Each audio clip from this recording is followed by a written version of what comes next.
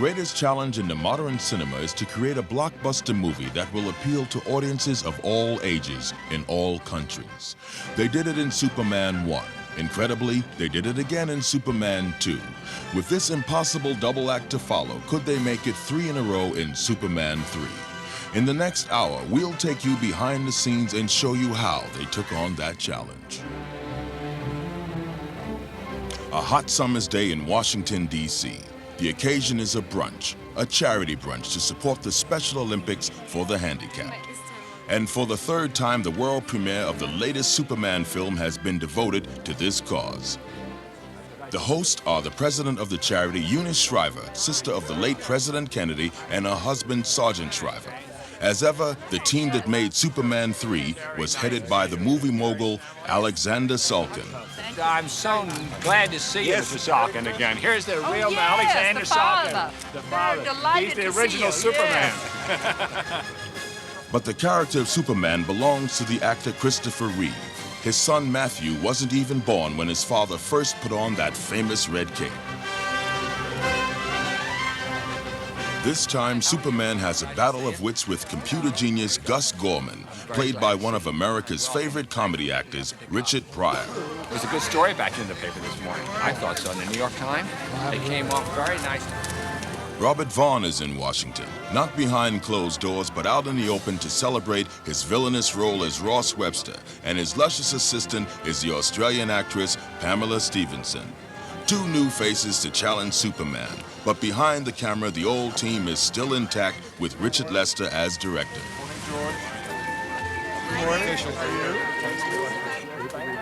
Pierre Spangler as producer, and as executive producer, Ilya Salkin, the man who had the idea of making this series of Superman movies. Done it again. Jackie Cooper is there with his wife. Once again, he plays the Daily Planet editor, Perry White. I can't believe I'm finally standing here just talking to you like this. I've been watching your movies since when? I think I saw you the first one. After the brunch, the world premiere of Superman 3, and then on to the White House for a presidential reception.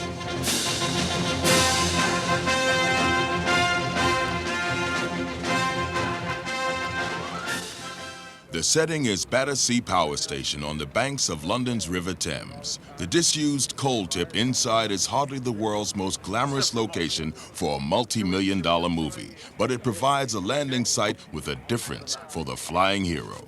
After spending half his working life in the part, Christopher Reeve has worked out the elements that give Superman his mass appeal. I am not yet ready to put the whole 5 years in perspective, other than to say that this has been an extraordinary time for me. It's changed my life, and I think it's made a lot of people throughout the world very happy. Very rarely do you get a film where you can take, as I say, kids from 8 to 80. And this one you can. You know, there's a little something for everyone. And there's been a great deal for me as well. I think the initial accomplishment was to prove to people that this was not just a kiddie flick, that you could have serious adult themes in a lighthearted way that would capture romance and fantasy as well as sort of macho heroics. In fact, probably the element of Superman that people responded to more than any other was the idea of Superman as a gentleman. Right.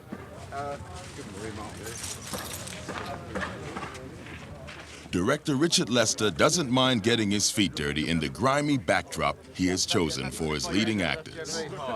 Yeah, that works. Okay. They're still experimenting with various methods of takeoffs and landings to make the flying look as authentic as an eagle. One arm? Yeah, I think it might. Okay, good, nice kick off. But in the quest for perfection, Lester agrees with his star Reeve that any action that isn't 100% right isn't right. That's useless. It's good for landing, but not for takeoff. It's that we'll have to overlap it and I'll have to do another takeoff. They're thinking it's going to be wires.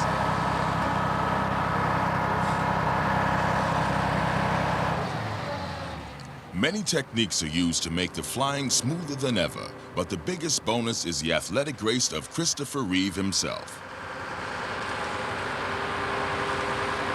180. There's no shortage of stars down in Battersea today.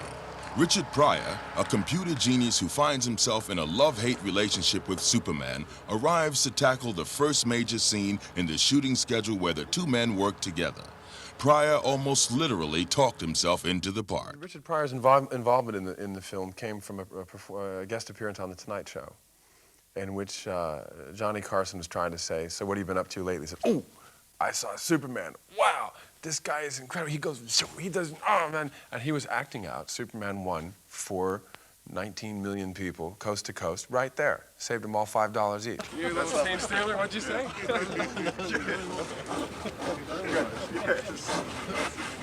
And director Richard Lester is only too aware of Pryor's individual style of performance.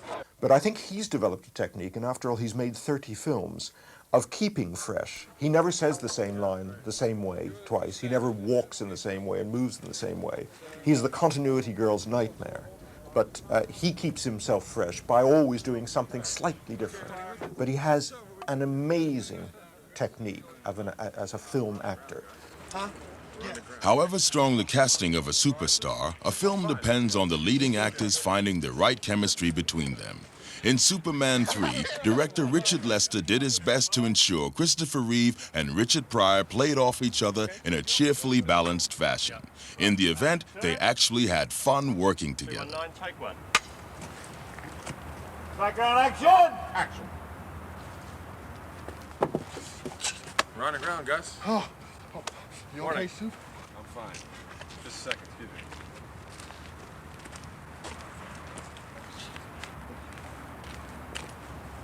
9 or 10 miles? Think I'll walk. I don't want... Yeah, I'll walk. Yeah. No. No. The improvisation seems to please the director. Some locations in Superman films are so extraordinary, you can't just find them. They have to be built from scratch. His arch enemies tend to use their vast wealth to live in extreme and eccentric luxury. Remember Lex Luthor's lair under Grand Central Station? Well, Ross Webster, the chief villain in this picture, is keen on skiing. But since he can't be bothered to travel to the slopes every weekend, he's had a ski slope built on the terrace of his Metropolis penthouse apartment. Now, in the Superman film, some effects are achieved by models and others are cleverly created by opticals, but this ski slope is for real. It took 3 months to build this exotic setting in Pinewood Studios, and when it was complete, another problem had to be solved. How to cover it with snow that A, wouldn't melt, and B, you could ski on. The 100% solution, 17 tons of Epsom salts. It is from here that Ross masterminds his scheme to dominate the world by computers. The setting may be the most perfect money can buy, but even for the rich, the little things still irritate, like a broken chair. No. Perfect. It was the perfect plan. It was foolproof. Actor Robert Vaughn. Well, Ross is one of the wealthiest men in the world and is not satisfied with being one of the wealthiest. He wants to be the wealthiest and control all of the coffee and oil that he does not already control. And the only person standing in his way is Superman. I'm going to have to get rid of him. But how? Shoot him? You know about him and bullets, not to mention knives, tanks, bombs. Kryptonite. What? Or Kryptonhammer. Kryptonheimer. Anyway, I forgot what you call it, but there's this stuff that can, like, hurt Superman. How would you know about that? Oh, I know a few things. Yeah, so I understand from the... Pamela Stevenson is Ross's secretary cum masseuse, and Annie Ross plays his ruthless sister Vera. But they all depend for their power on the inventive mind of Gus Gorman. This time, Superman seems to have got the better of him.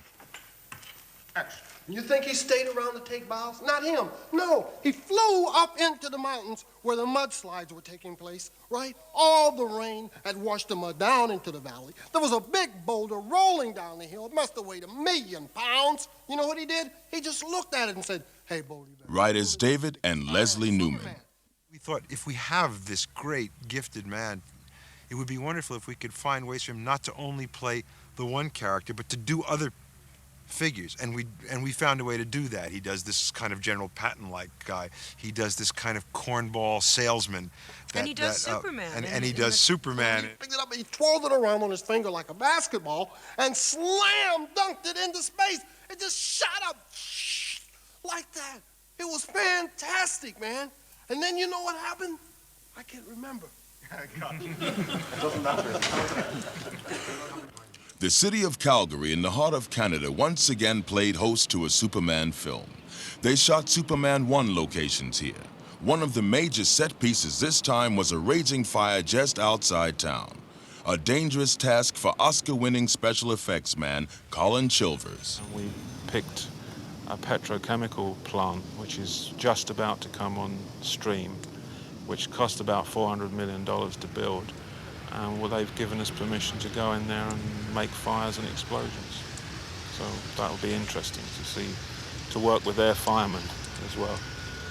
They're so strict as to what we can do, quite rightly so.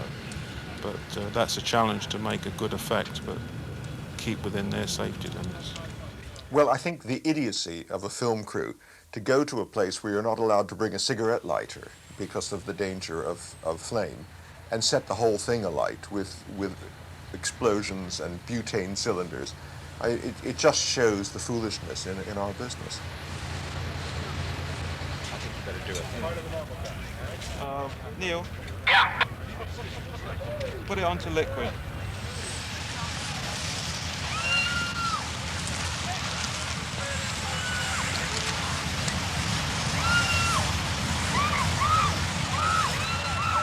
The story may be fictional, but when the script calls for an explosion, it's for real. So are some of the extras. They were all real firemen. All the people that were playing the part of firemen were real firemen. And the danger was that during this, while we had our flames going full tilt, because although they are controlled flames, they do set alight the building around them, that the wind would have shifted because there are areas of poisonous gas which is flammable. And had the wind turned around suddenly, we could have been in serious danger. I mean, or physical danger to ourselves.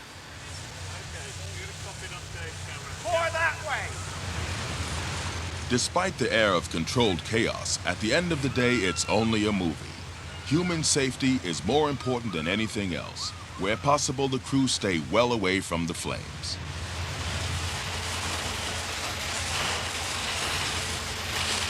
But the risks of shooting the fire from a distance are multiplied when they have to put a camera on the roof. Fortunately, Superman is on hand. But how will he get the people trapped up there safely onto the ground? As ever, a combination of the mastermind and physical strength saved the day. My God, they're trapped! What's he gonna do? Climb down one at a time?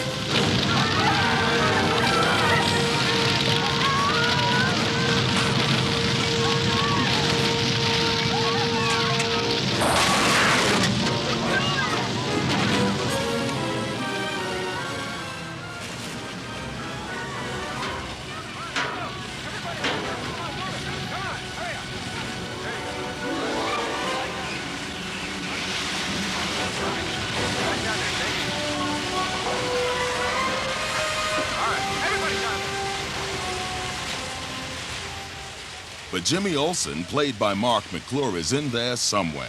Like a good photographer, he lives with his camera.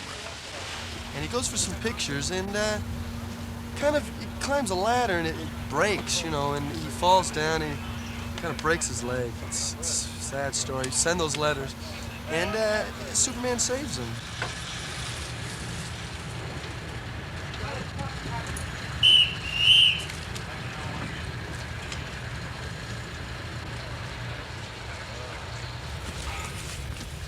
Okay, Jimmy.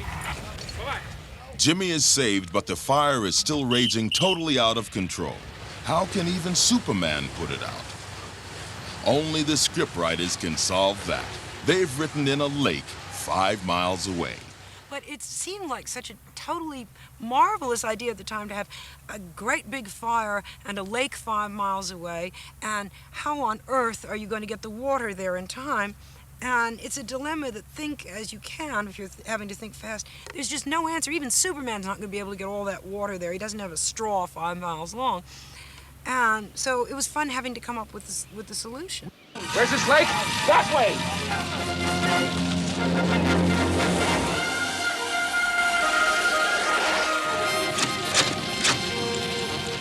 Ellen was hopeless. You told me we had an adequate water supply. How can I... But how will he get the lake back to the fire? That's a problem for visual effects chief Roy Field. Well, the actual freezing is done in sort of with his super breath, obviously, and we and I shoot, you know, the breaths and things and put them into the scenes that the director shoots. The tougher shots were really the freezing of the actual lake, which I decided the only way to do it was to actually paint it. We painted a sort of effect of a frozen lake, which was over Chris's shoulder, if you remember. He was in the foreground on the right. And we literally sort of cleaned it off. Instead of creating it, we decreated it, if you like.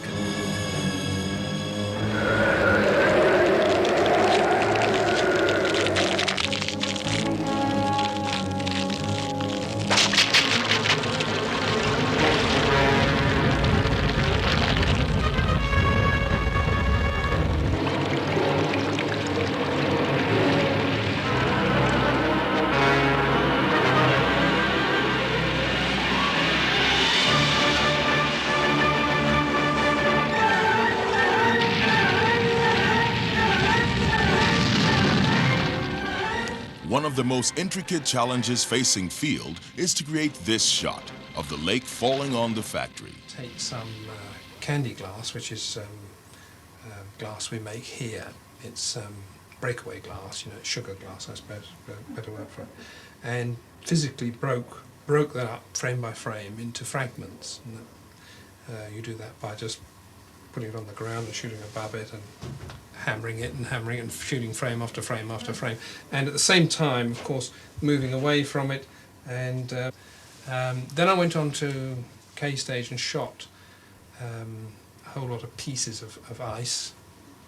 And then I shot a whole lot of steam. And, you know, you just put that all lot together. Not quite like that, but all into the melting pot. But no, you dissolve one piece in and another piece in and so on.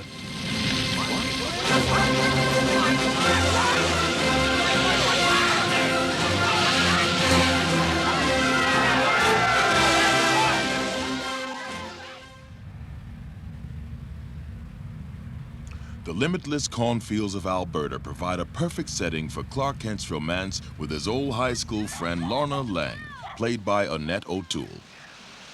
So how much You know, I was longer just do you think thinking you're about gonna it. be... Oh, sorry. No. No, go ahead. Could I make it in Metropolis? I mean, what would I do when I got there? Call me. No, I wouldn't want to call you. You want to call me? Yes, I want to call you, but I mean, I wouldn't want to be a nuisance to you. I don't think you could ever be a nuisance to me. Clark, may I tell you something? My oil pan is leaking. Christopher Reeve has given Clark a new dimension this time. Oh, see, there's something dripping. Can I give you a hand? No, thanks. And I've added a new characterization to Clark Kent, which, in case you don't see what I'm doing in the film, I'll tell you what I did right now. I felt that after 2 films worth of bumping into doors, by now I should know where the doors are, and the elevators and the street crossings. It's a bore to watch somebody be a klutz all the time. But Clark is the person I grew up with, and I can talk to him.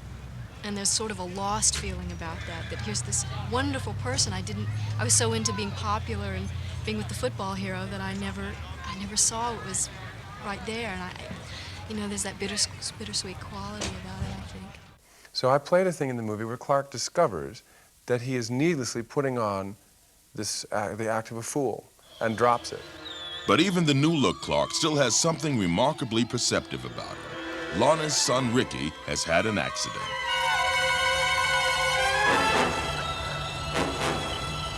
Lon, I think I'll just go see if Ricky's all right. You okay? Yeah.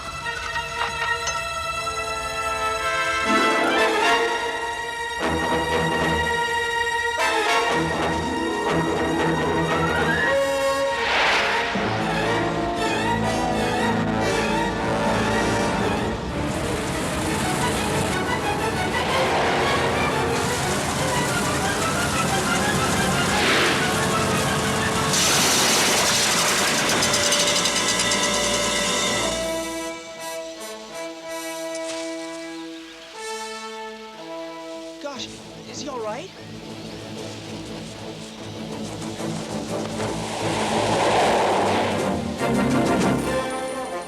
For Paul Keffler, who plays Ricky, this was the thrill of a lifetime. That's me. Nobody but the people the company hires gets to fly with Superman. I mean, it's great. It's great. I mean, it's just perfect. I mean, you could say it'd make it everybody's holiday. There you go. If I were you, I'd put a little iodine on that. Okay, mercurochrome. Thank you. Oh, I'm Lana Lang. Nice to meet you. And this is Ricky. And this is Clark. Well, no, I'd really better be going. But being a young movie star is not just a holiday. It needs concentration and dedication. Mom, we were flying, Mom, in the sky. What did you do anyway? I was looking for... Cut. Why can't you just say it like you'd normally say things? Okay. What are you doing anyway? I was looking for Buster. Buster? Buster! Buster! Buster! Mr. Kent, Superman was here! What? Yes, he really was. Uh-huh. Oh, aren't you excited? Well, Lana, you know, I'm from Metropolis. I see Superman every day. You do? Could you give me his autograph? That's better. As Christopher Reeve ad-libs, I wish I had a nickel for every time I was asked that. Downtown Calgary is playing Metropolis, better known as the Big Apricot in this film. In the center of the city is a skyscraper that has on its top Webster's penthouse. No better example of the minute planning that goes into a Superman film can be given than the fact that two split-second elements of a scene can be shot 5,000 miles apart and made to look as if it all happened on the same day in the same place. Back in Pinewood, Richard Pryor put on his skis. In an elaborate stunt, he has to ski down the slope, out of the penthouse, along a roof, and into the street. Well, his stand-in Greg is doing the roof skiing. He's a good stuntman, but he's never skied before, especially down a skyscraper.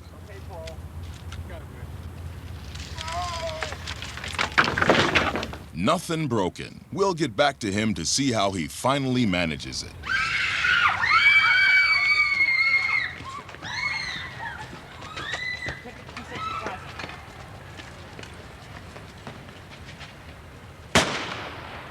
Down at street level, a robbery is taking place in front of thousands of witnesses.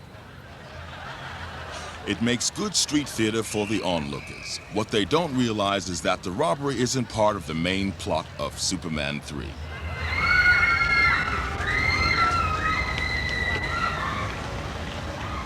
It's just one of dozens of interrelated moments that have been plotted to provide a witty title sequence for the film.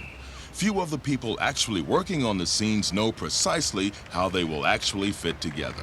Only those who've seen the essential storyboards can keep track of the sequence of events.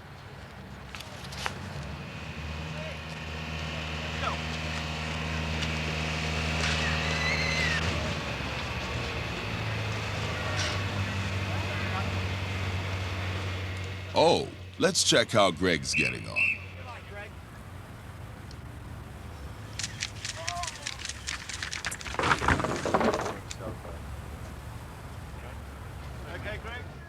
Back at the title sequence, a policeman lets off a bullet and it hits a car tire. If you are using a lot of physical effects, it's better that, if you have someone that can draw them, that you draw what you want to achieve, or have it drawn, so that there's no surprise. It's terrible to go on to a day's filming and someone has dug a hole big enough to take a car, and you say, I really meant it over there.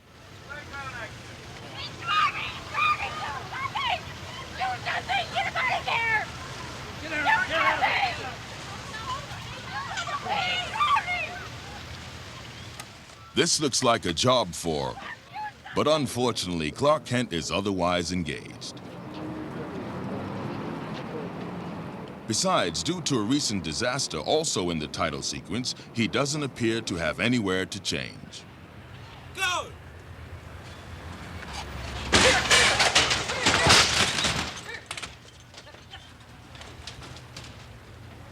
Nothing seems able to stay up for long in Calgary today.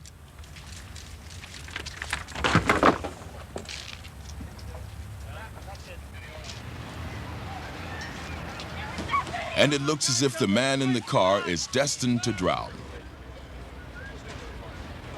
But fortunately, there's one possible place for a quick change. Aaron Smolinski takes up the story.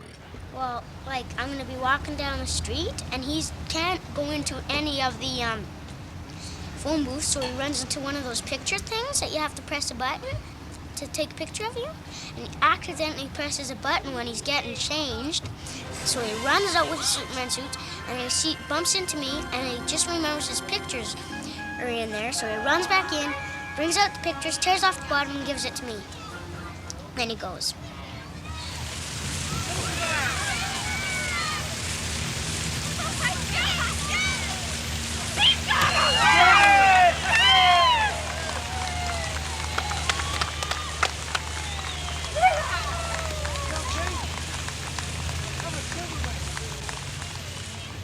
Cheers. Do you know that is a lifelong ambition to be rescued by Superman? Honest. Aaron is more than just any little boy. He played the infant Clark Kent in Superman 1, but he wasn't as strong as he appeared. A crane lifted it up. Crane lifted up by the front. I was just holding it.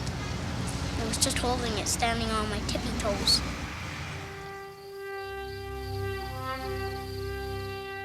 Meanwhile, on the glassy ski slopes, there are still problems. Down at street level, things are getting even crazier.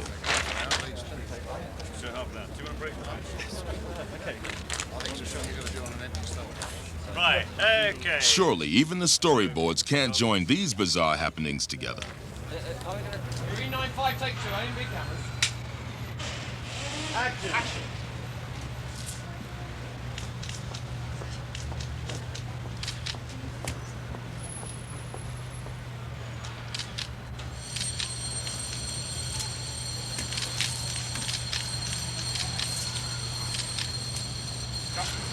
Got it?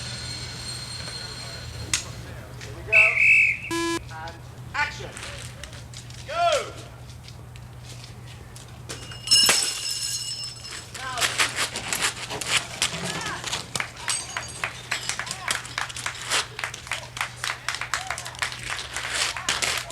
Even Clark Kent has to join in the slapstick and catch a flying custard pie.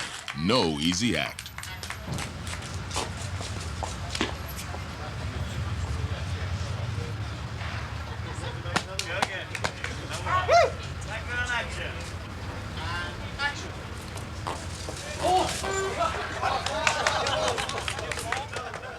When it comes to the real thing, he's a professional down to his fingertips.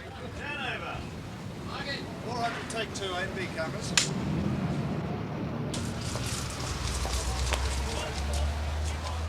Bullseye. Now, can Greg get it right as well?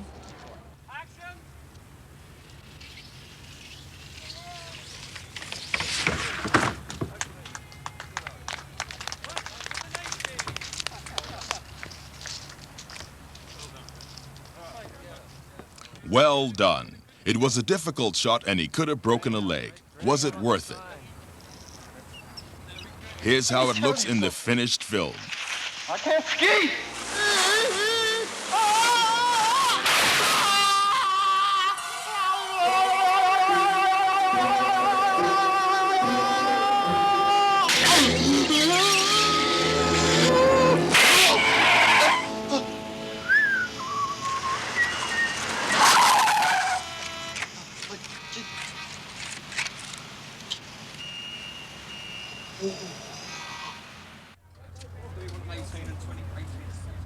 One of the final scenes that cameraman Bob Painter and his crew had to shoot on the streets of Calgary was the descent of Superman to the level of a street drunk.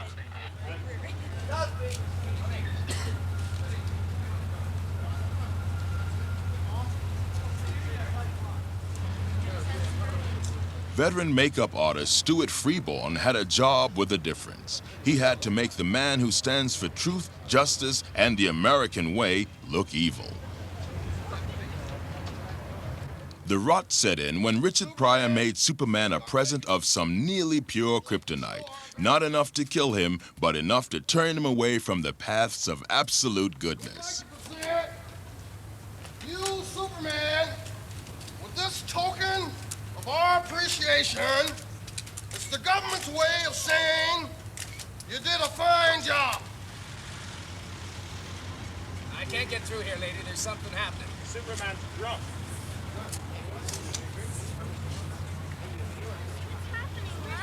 Ricky! Ricky!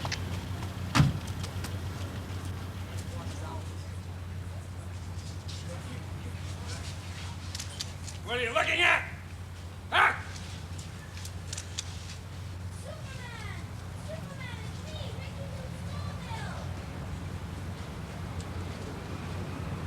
Even Lana and Ricky are too late to save him. The writers have done their worst. Inevitably, the whole Jekyll and Hyde notion began to occur to us, and we thought, why not do that? Let's go for broke on it. And so we found a way via wonderful kryptonite, the deus ex machina of all Superman legends, a special kind of kryptonite that goes a little bit wrong in this case because it's man-made and causes a strange thing to happen to Superman, which is that he becomes first a little forgetful and then a little malicious and then mean and tough, and it's Mr. Hyde. And by taking this icon of good and turning him into something not very pleasant, we allowed the good Clark to step forward as another character until with his own decent virtues. So that finally you wind so up. that the battle becomes one between Superman, who through no fault of his own, under the influence as it were, has become distorted and contorted into an almost evil personality. The showdown between Clark Kent and the now evil Superman was shot on the backlot of Pinewood Studios in England in a specially created auto graveyard. Literally hundreds of wrecked cars were needed to build this Detroit cemetery. But the main problem facing the film's designer was that they had to be American. The cost of shipping so many car wrecks from America would have been enormous. But with a stroke of luck, a local junk dealer in England who specialized in spare parts for American cars was forced to shift the site of his business, and this godsend provided the film crew with the battered material they needed. Thus, an amphitheater of steel was created to house a classic one-man show, the Man of Steel's fight with himself. The necessary extra machinery was devised by Colin Chilvers. Well, we've had so many different effects with this big car crusher, which we had to rig to work and have Chris Reeves inside it so that we didn't crush him. We had to make sure that we had enough room left in there for Chris.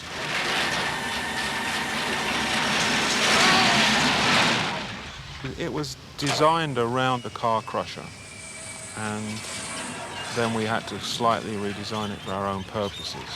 And my department fixed all the hydraulics to make it work, and we tested it to make sure that it was safe for Chris. And we have to do things which a regular car crusher wouldn't have to do, which is like close very quickly, because of the film time is no one wants to sit and watch a car crusher close for 15 seconds, so we had to get it down to 5 seconds. For Christopher Reeve, it's possibly the most physical piece of acting he's had to do in the dual, now triple parts.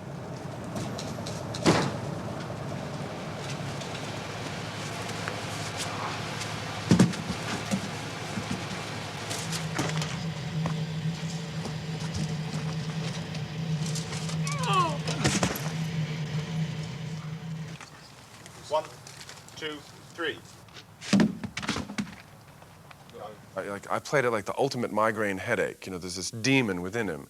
And the demon within him is the good Clark Kent, who is like the albatross around his neck. You know, this guy who limits him, this guy, this fool that he has to act, this glasses, this thing. And Clark Kent, evil Superman, is the demon within him.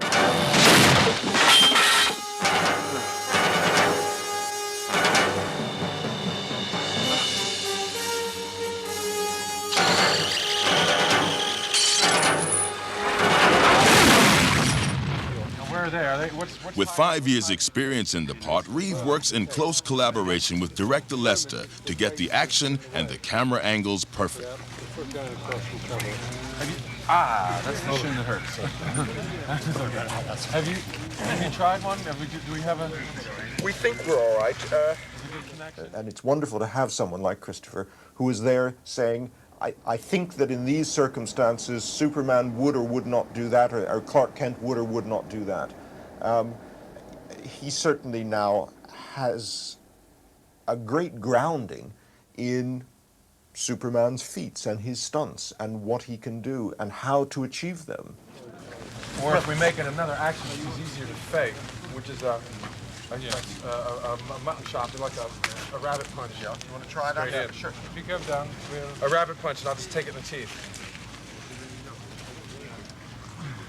So come into there. Yeah.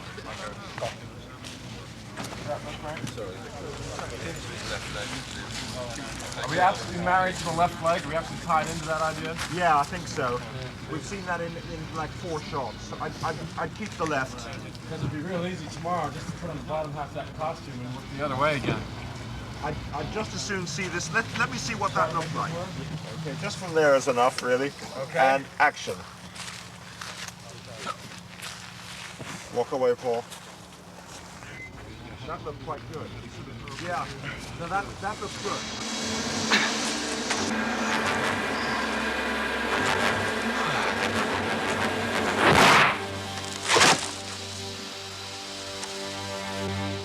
In this schizophrenic battle of wills, good eventually triumphs over evil.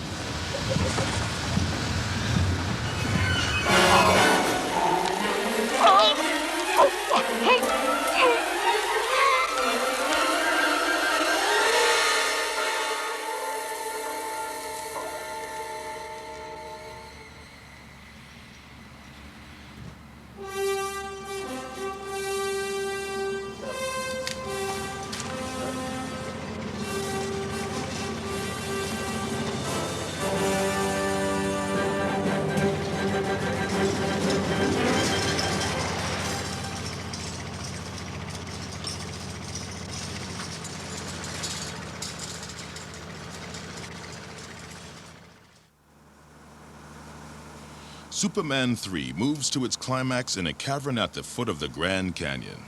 There, Ross Webster and his 2 female collaborators have constructed a giant computer. They've chosen to balloon down to their prized possession. But although some of the shots were taken on the back lot at Pinewood, a second unit was dispatched to the shimmering heat of the Grand Canyon itself. The frame they were carrying is suspended from a helicopter, and this enables the 3 stunt doubles for the 3 stars to float from balloons perilously suspended over the canyon.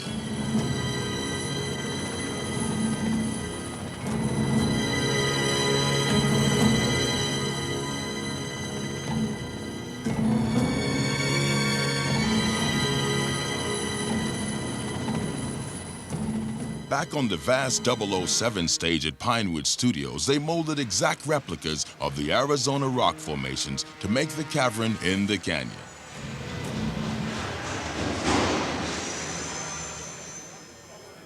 And there, in the midst of it, Ross Webster's giant computer, the biggest in the world.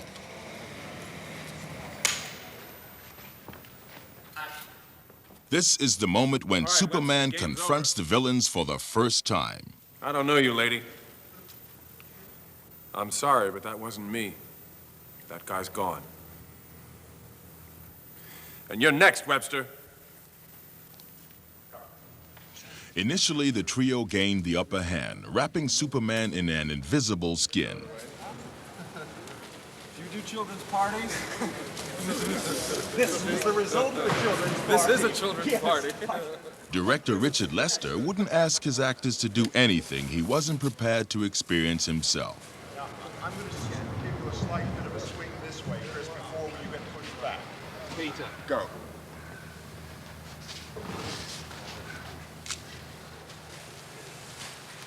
Look, Richard, look to him and smile as if...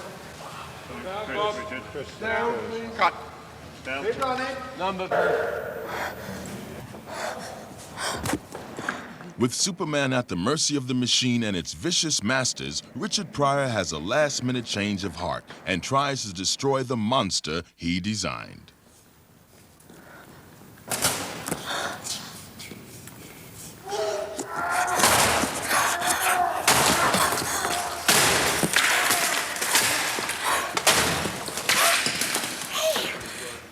I think you've done it. But despite his helpfulness, Pryor is attacked by the machine and gets his first taste of flying, backwards. Sorry, ladies and gentlemen.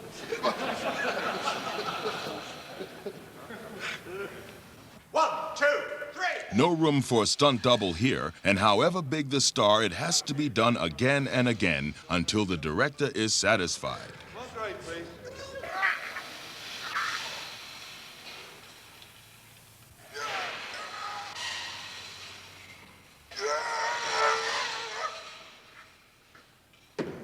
That's it. Thank you, David. That's the one. Thank you. Okay. 271, take one and B, Cameron. Lots of energy. Here we go, and action! Girls! As the computer begins to take over, things go out of control for the terrible trio. But even in the carefully plotted chaos, there's still room for the occasional bit of fun.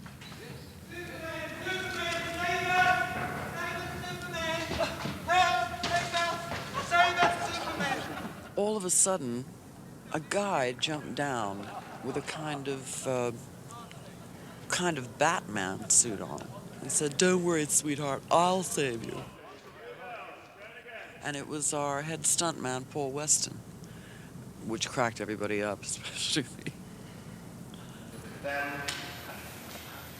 go. But the show must go on. Vera meets a fate worse than death. Sis! Sis! Sis? Now she's a robot. Vera's hate for Lorelei becomes even more dangerous. She has the power to make people fly. Right, that's far enough. Appearing in special effects films these days is something they never prepared you for at drama school. It needs a strong physique and a head for heights. Go!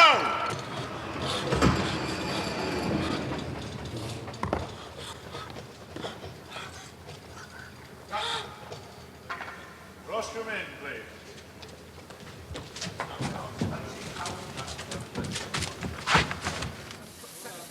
Straight up, Pam. Take it away.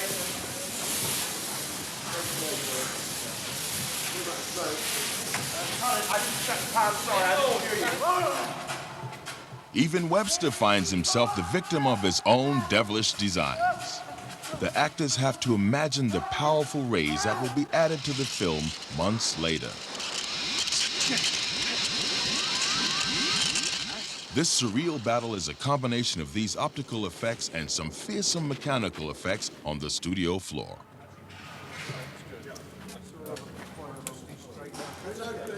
Two bells. Camera reload.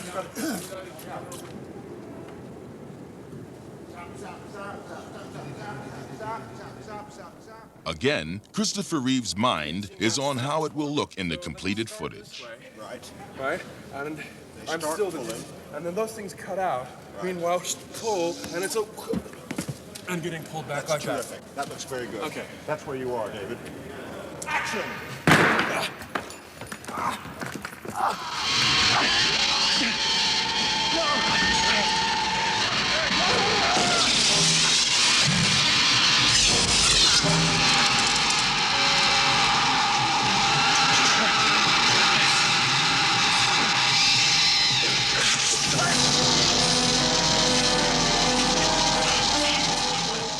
Does Superman survive? Does anyone survive? All will be revealed in the finished film. What doesn't survive is the computer itself. The whole $1 million construction is wired with hundreds of strategically placed charges to prepare for its ultimate destruction.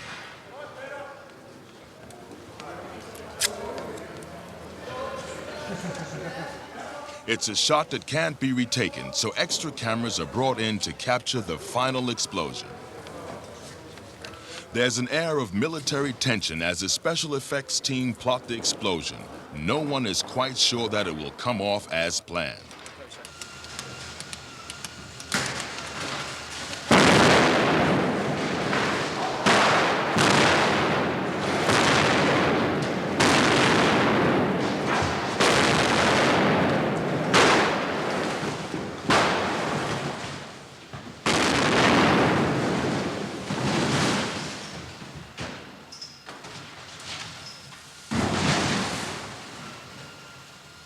I couldn't believe it when Clark gave it to me. For Christopher Reeve, Superman III represented his biggest challenge to date. His style and his actions are now familiar to the audience. They know that he can change from Clark to Superman, and they know that Superman can fly and perform the impossible.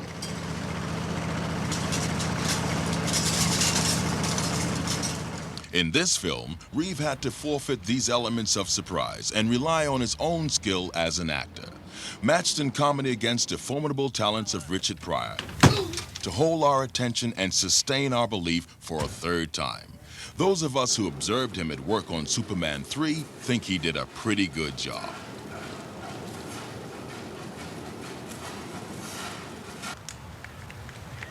During his 5 years on the 3 films, Christopher Reeve has had his own chronometer. His son Matthew was born and learnt to talk. At last, he's found out what Daddy does. Well, at first he thought that I played a soup man who used to go from door to door like the milkman or the eggman, handing out spoonfuls of chicken noodle and minestrone soup. And he thought, that actually might be what I'm down to when I'm 60. Sort of, hello, I'm the soup man. But he now knows quite well that I'm Superman. If you ask him what Superman does, he says, well, he flies all by himself.